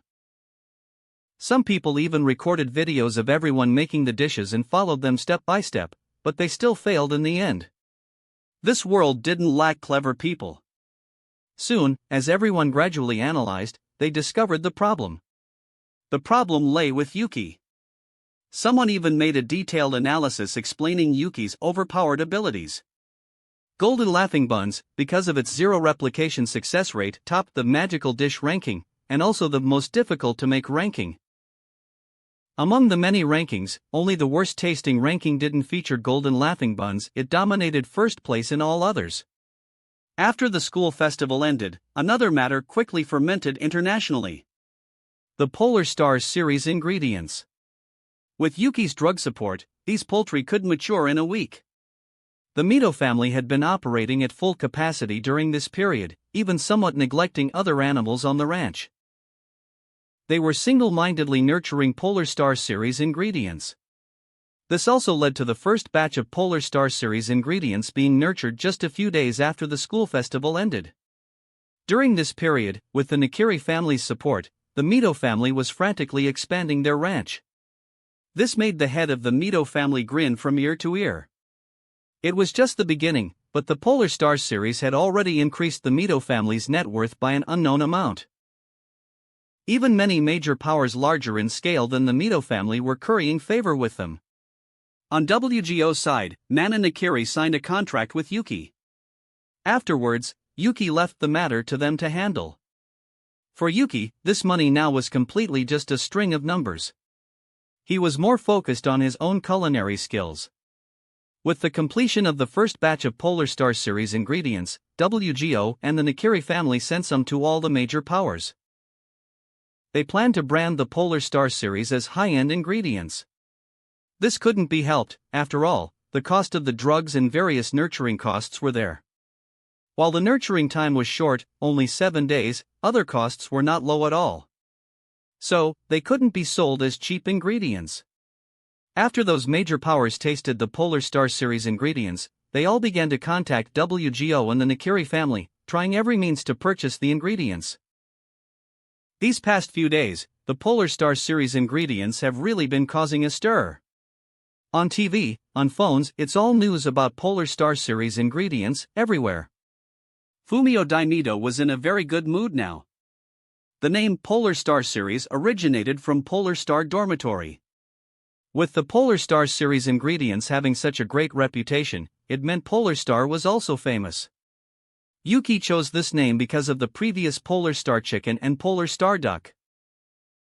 So, since they were all called this name, he simply called all the ingredients by this name, thus creating the collective term Polar Star series. I'm also one of the founders. At this moment, Yoshino Yuki leaned over with a smile. She was the first to name the Polar Star chicken. This made Yoshino famous. Everyone knew this little girl had also contributed, although this contribution was very small, almost invisible. She indeed participated.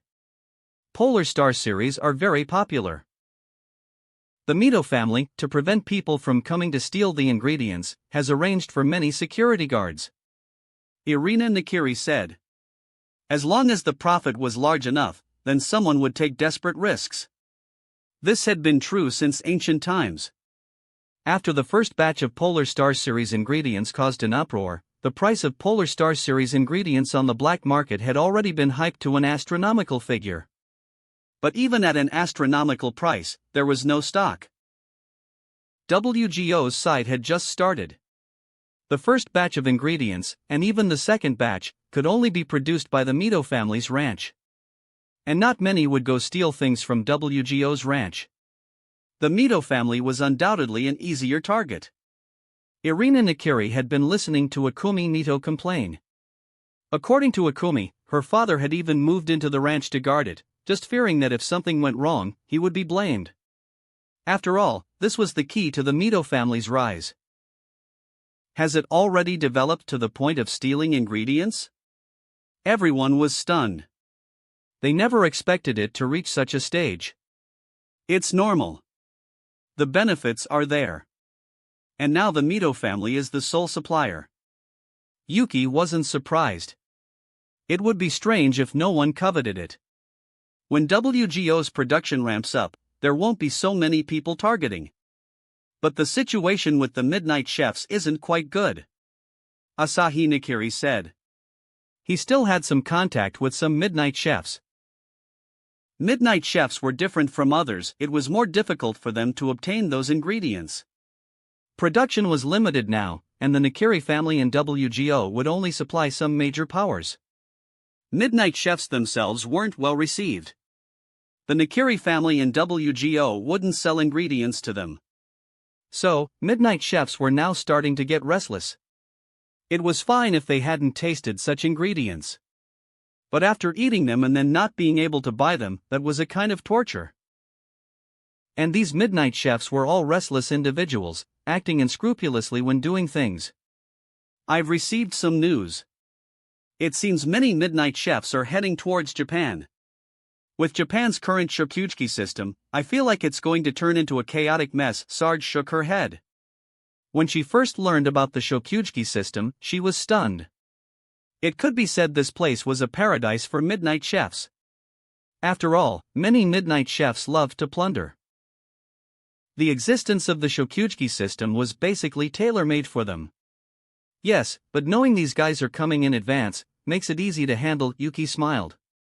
In the original story, midnight chefs came to Japan, and because very few came, they all acted individually. It wasn't until they caused trouble that Tatsuki's side reacted. But this time, this premise no longer held. Due to the huge commotion caused by the Polar Star series, the number of midnight chefs coming to Japan this time was very large.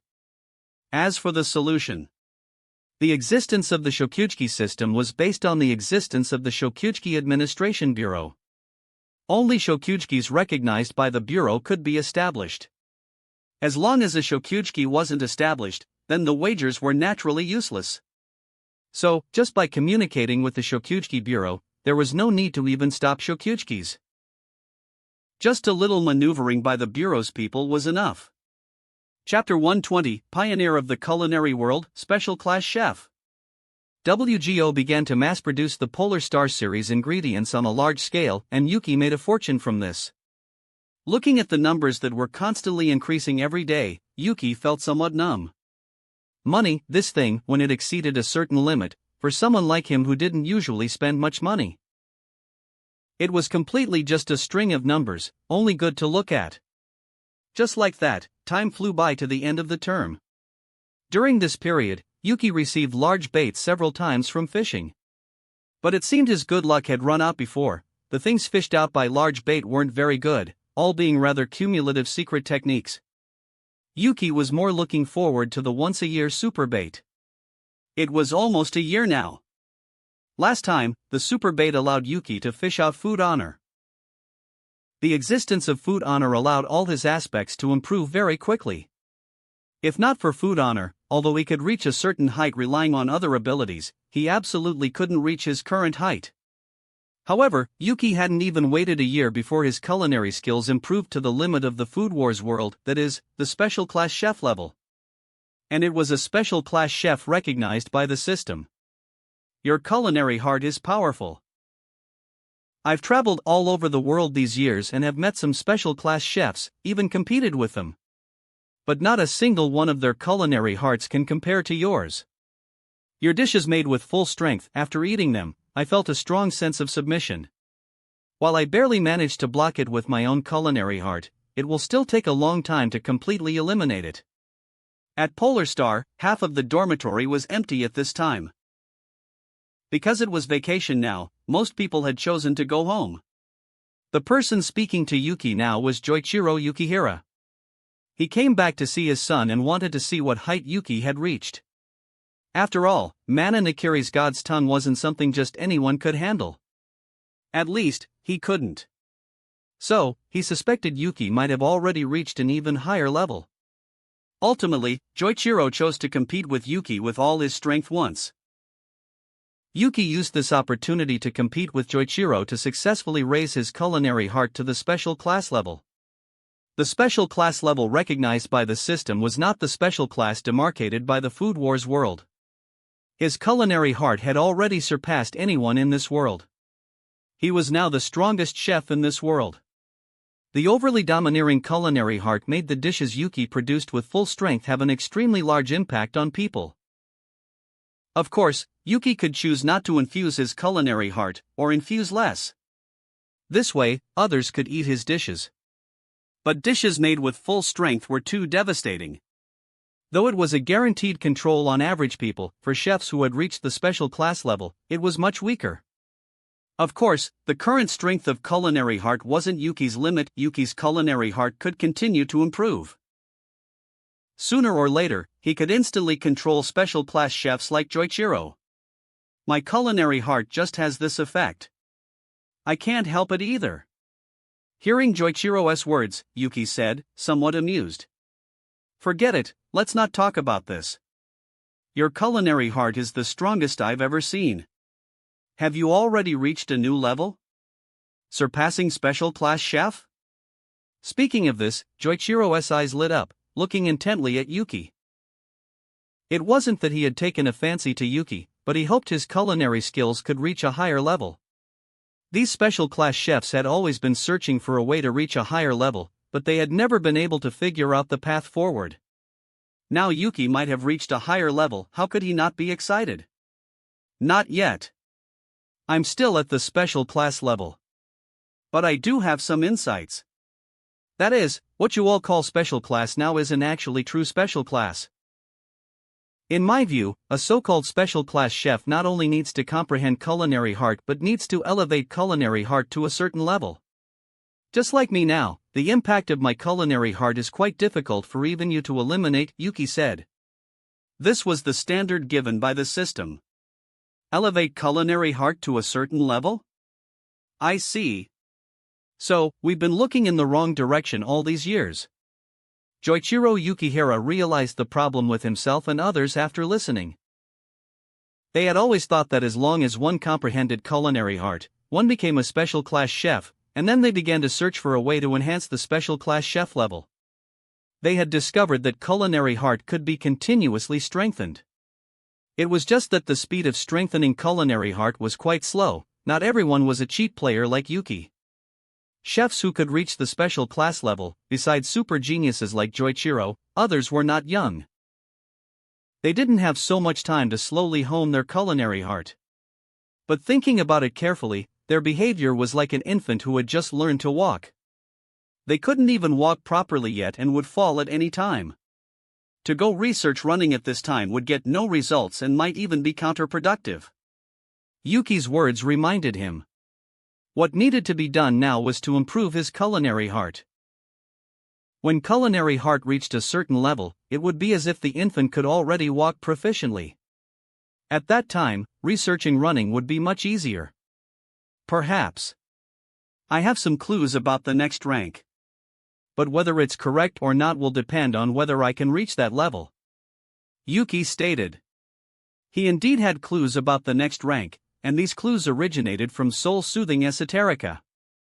Soul-soothing esoterica was quite special. Not only could it affect people, but it could affect natural environment. This was something Yuki couldn't do now. That is to say, the next step should be to elevate his culinary heart to a level sufficient to affect the world. At that time, he should be able to advance to a level above special class. As for what that level above special class was, she wasn't very clear either. Thinking about it carefully, if the Emperor's culinary heart could reach a level that influenced nature, what kind of scene would that be? Yuki was very excited just thinking about such a picture. He had only just become a special class chef according to the system's classification. There was still a long way to go to reach the next level. Yep. The world's evaluation of you is not wrong at all. You are destined to become the pioneer of the culinary world's future path. Hearing Yuki's words, Joichiro Yukihira smiled. Yuki had already begun to explore the path beyond special class and had perfected the special class level. This meant the special class level should be divided into different sublevels. Regarding the secret of special class chefs, can it be spread? Joichiro asked after thinking for a moment. Yuki had essentially reclassified the special class level and pointed out the path for these special class chefs. But now, only he knew. So, he wanted to ask Yuki if this news could be spread. This way, those special class chefs would have a chance to reach a higher level. Although this news spreading out would also benefit midnight chefs, it would greatly benefit the entire culinary world. Even if you don't ask, I will tell WGO the news later, Yuki stated. He himself had such thoughts. It was just that he had only become a true special class chef today, so he hadn't had time to make it public yet. I see. Once the news spreads, you'll be the brand new pioneer of the culinary world. Joichiro Yukihira said with a smile. This title was quite something, pioneer of the culinary world. This represented Yuki having made an immense contribution to the culinary arts. If before, Yuki became number one in the culinary world through sheer culinary skill, then with this title, Yuki was, in a way, a benefactor to all chefs. Normal chefs might not grasp the full implications, but for special class chefs like them, they were the direct beneficiaries of this new roadmap. Yuki's status in the culinary world would skyrocket. At that point, if anyone dared to mess with him, they wouldn't even need Yuki to lift a finger, the rest of the culinary world would tear them apart. Pioneer of the culinary world. That's amazing. Alice Nakiri and the others now had stars in their eyes. It couldn't be helped. This title was just too damn epic. A pioneer, huh? I like the sound of that. Irina, could you get your mother on the line? Yuki rather liked this title. He directly had Irina Nakiri contact Mana Nakiri. Irina, darling. Calling so soon? Did you miss me already? Mana Nakiri, on the other end, couldn't resist teasing Irina. This was mainly because the two had just reconciled, so Irina was quite clingy with Mana. This led to Mana occasionally joking around. Mother! There are other people here. I'm calling you this time because there's something very important. Hearing her mother's words, Irina's face turned beet red. Fortunately, she had changed quite a bit now, otherwise, at this moment, she would probably have run off directly. Oh, there are others? Go on then, what's so important? Hearing this, Mana's voice became much more serious. Afterwards, Yuki and Joichiro told Mana about the reclassification of special class chefs. That wraps up this part of What If Fishing System in Food Wars World. Thanks so much for listening. As always, new parts drop every 4 days, so be sure to stay tuned. Also check out my Patreon channel for early releases of all the series, where you can find all the series released one day ahead of YouTube. If you enjoyed the video, don't forget to like, subscribe, share it with your friends, and please consider supporting the original author as well. See you in the next one.